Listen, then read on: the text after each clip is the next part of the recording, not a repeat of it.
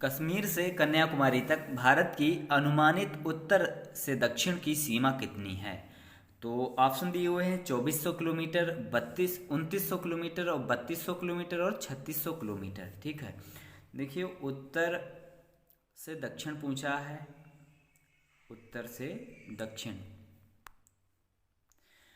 सभी जान लेते हैं। उत्तर से दक्षिण कितनी है? वास्तव में जो है वह 2933 है।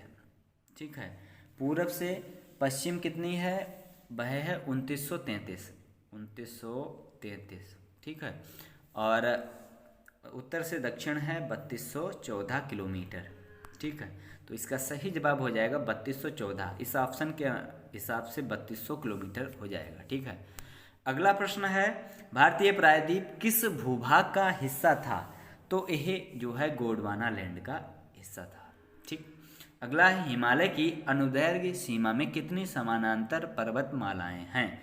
तो इसका सही जवाब है 3। अगला है, अंडमान और निकोबार द्वीपों के भूगोल के विषय में निम्नलिखित में से कौन सा सही है? तो इसका सही जवाब है ऑप्शन नंबर 3। ये द्वीप जलमग्न पहाड़ों का ऊपर उठा हुआ है। ठीक है, अंडमान और निकोबार द्वीपों के भूगोल के विषय में निम्नलिखित में से कौन सा सही है? तो जो अंडमान निकोबार द्वीप जो है, ये द्वीप जलमग्न पहाड़ों का ऊपर उठा हुआ है। ठीक है, और अगला प्रश्न है, भारतीय मानक देशांतर निम्नलिखित में से किस शहर से गुजरती है? तो यह जो है उत्तर प्रदेश के मिर्ज़ापुर से गुजरती है। ठीक है, और मिर्ज़ापुर के मध्य से भारत के मानक समय मेरिडियन 82 डिग्री 30 मिनट पूरे देश के लिए मानक समय के रूप में लिया गया है। भारतीय मानक समय जो है पूरे भारत में मनाया जाता है UTC प्लस 5.5 घंटे की ऑफसेट के साथ। इसका मतलब यह है कि भारत ग्रीनविच टाइम से 1.5 घंटे आगे है। ठीक है, 1.5 घंटे। अगला प्रश्न है, भारतीय प्रायद्वीप पठार का आकार क्या है? तो भारतीय प्रायद्वीप के जो आकार है वह जो है त्रिकोणाकार है।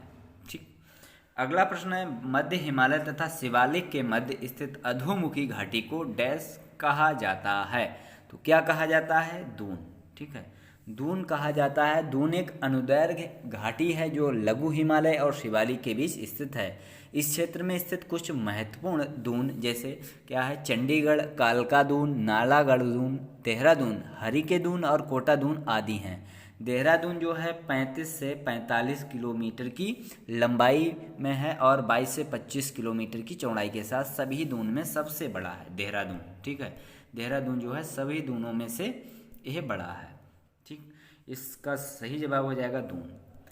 अगला प्रश्न है, शिवालिक की ढलानों के समानांतर 8 से 16 किलोमीटर की चौड़ाई वाली एक संकीर्ण बेल्ट में नदियां कंकड़ जमा करती हैं, जिसे कहा जाता है, जिसे क्या कहा जाता है? तो यह भाभर कहा जाता है। ठीक, भाभर कहा जाता है।